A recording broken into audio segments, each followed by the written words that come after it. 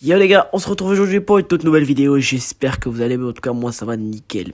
Les gars, je fais cette vidéo aujourd'hui. On va s'intéresser tout simplement. On va se poser la question pourquoi la CAN 2024 sera la meilleure de l'histoire. Alors, il y a plusieurs critères à prendre en compte, dans le sens où cette CAN-là, elle est très très attendue par tous les connaisseurs et les supporters de football. C'est une CAN avec beaucoup de grandes équipes, avec des équipes qui arrivent en forme, avec des nations qui sont prêtes pour disputer ce genre de tournoi.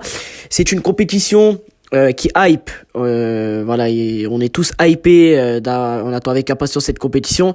C'est la meilleure de l'histoire, je pense, d'un point de vue talent, d'un point de vue footballistique aussi, parce qu'il y a des équipes de grande qualité qui sont à leur prime. Il y a aussi des grandes stars qui font partie pour moi des meilleurs joueurs africains de l'histoire. On peut prendre comme exemple Mohamed Salah, Sadio Mané. Donc il y a des joueurs qui sont présents, il y a des joueurs stars, des grands joueurs qui participent à un grand tournoi. Il y a des grandes équipes africaines qui participent à un grand tournoi. Donc je pense que moi, ça peut être la meilleure CAN de l'histoire pour plusieurs raisons. N'hésitez pas à vous abonner, à liker, à partager. Ça me fait super plaisir les gars. On est de plus en plus sur la communauté. On est de plus en plus sur la chaîne. Vous êtes de plus en plus à rejoindre la chaîne. N'hésitez pas, go les 1K.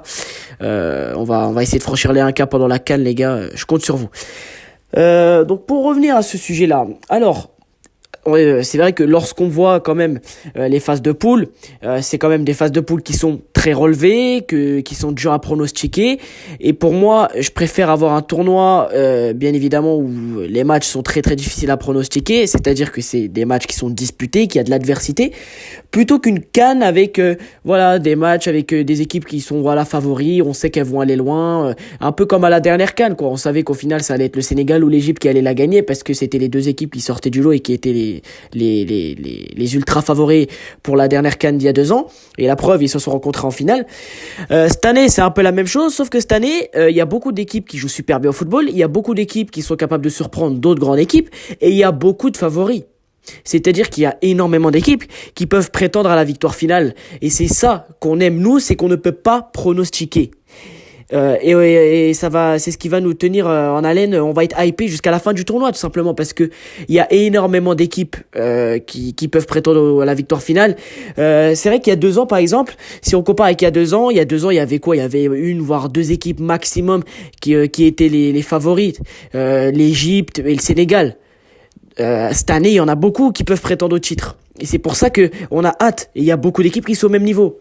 Que ce soit le Maroc, que ce soit le Sénégal, que ce soit la Côte d'Ivoire, que ce soit l'Égypte. Toutes ces équipes-là, elles peuvent prétendre. Toutes ces équipes-là, elles peuvent prétendre à la victoire finale. Et c'est ça, ce qui rend ce tournoi si exceptionnel. Surtout que t'as des équipes, bien évidemment le Maroc qui sort d'une demi-finale de Coupe du Monde, la Côte d'Ivoire qui reçoit la CAN devant son public, qui a un public, dont la ferveur et la passion montent. T'as le Sénégal qui va vouloir conserver son titre, qui est tenant du titre, qui va vouloir conserver son titre. T'as l'Algérie qui aura envie de se racheter de sa dernière CAN. T'as le Nigeria qui va essayer de nous montrer de quoi elle est capable avec sa puissance offensive. Et t'as d'autres petites équipes à côté comme la République démocratique du Congo, comme l'Afrique du Sud, comme le Mali qui jouent un très très beau football et qui peuvent nous surprendre et qui peuvent créer un exploit. C'est pour ça que c'est comme, j'ai envie de vous dire, c'est comme la Ligue des Champions chaque année. Lorsque la Ligue des Champions elle démarre, qu'il y a les tirages au sort des phases de poule, qu'il y a le début des phases de poule, on est trop hypé. On attend qu'une chose, c'est que ça commence, parce qu'on sait pas qui va gagner. On attend que les grands matchs, les gros matchs, les matchs à haute intensité. On veut vivre la Ligue des Champions. Et là c'est la même chose. C'est ça qui fait la particularité de cette CAN 2024, c'est que c'est une CAN où chacun croit en son pays, chacun pense que son pays peut gagner. Qu'on attend, il y a des équipes qui sont très attendues, à l'image du Maroc et sa demi-finale de Coupe du Monde, qui sera l'équipe à battre avec le Sénégal. Donc c'est pour ça que j'aime énormément cette CAN. Il y a des joueurs de grande qualité dans chaque équipe. Quand tu vois la Côte d'Ivoire et son 11, son groupe, c'est une équipe complète. Le Maroc est une équipe complète avec de grands joueurs. Le Sénégal, pareil. L'Égypte avec Mohamed Salah qui est en feu, qui est meilleur buteur et meilleur passeur, qui est dans la forme de sa vie et qui aura bien envie de remporter une CAN pour ajouter ce trophée qui lui manque à son palmarès, pour encore plus et inscrire son nom dans l'histoire du football. Donc c'est pour ça que cette CAN elle sera exceptionnelle. Et j'ai fait des simulations les gars pour donner mes pronos de la CAN. D'ailleurs il y aura la vidéo qui sortira normalement prochainement si tout se passe bien. Et quand je vois le tableau des quarts et des demi, Quand je vois qu'en demi-finale, on peut avoir un Algérie-Maroc et un Côte d'Ivoire-Sénégal, mais tu peux pas rêver mieux. Mais tu peux pas rêver mieux. Et c'est là que le terme meilleur CAN de l'histoire prend tout son sens. C'est là que le terme meilleur CAN de l'histoire prend tout son sens. C'est-à-dire qu'il y a des équipes qui arrivent avec des certitudes, qui ont envie de prouver, qui ont envie de montrer, de passer franchir un cap, qui sont capables de remporter cette CAN. Ça, c'est le Maroc. Le Maroc attend ça. Nous, les Marocains, on attend ça depuis 48 ans. Depuis 48 ans. Le Maroc attend ça depuis 48 ans. De vivre à nouveau la victoire à une CAN. Certains disent oui, le Maroc a une demi-finale de Coupe du Monde, ça y est, maintenant ils ont découvert, voilà, ils ont plus trop de motivation. C'est un peu comme ce qu'on pensait de City au début de saison. Oui, City, ça y est, ils ont tout gagné, maintenant les joueurs ils auront plus de motivation, etc. Là, il y en a qui disent la même chose pour le Maroc dû à sa demi-finale de Coupe du Monde. Et ben non. Ah bah non, parce que la CAN c'est complètement différent. La CAN c'est complètement différent. C'est un peu comme, je sais pas moi, en Angleterre, les supporters anglais, il y en a pour certains et pour certains clubs, remporter la Première Ligue est plus important que la Ligue des Champions. Faudra également aussi voir si les équipes qui sont favorites, comme le Maroc, j'ai envie de parler bien évidemment du Maroc, faut voir si par exemple le Maroc, en tant que favori, sera capable d'assumer ce statut de demi-finaliste de Coupe du Monde, parce que pour moi, cette équipe du Maroc-là, si elle ne remporte pas la CAN sur les 2 prochaines, sachant que celle dans 1 an et demi, elle est à la maison, elle est chez nous, elle est au Maroc, pour moi, ce sera un grand échec. Et cette année, en 2024, pour moi, cette CAN en Côte d'Ivoire, le Maroc doit minimum aller en demi-finale.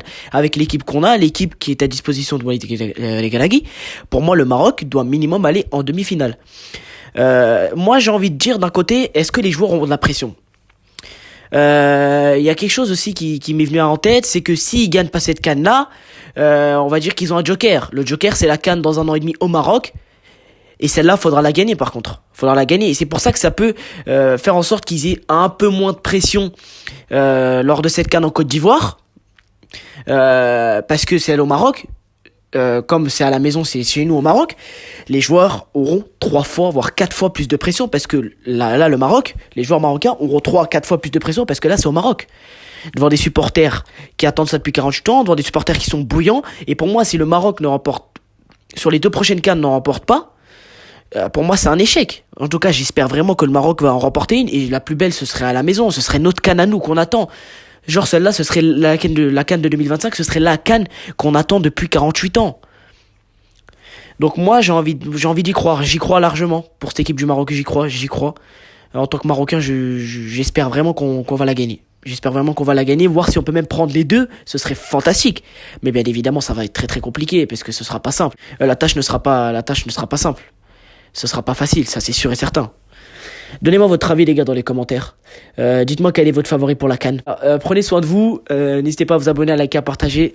Ciao, vive le foot, vive l'Afrique.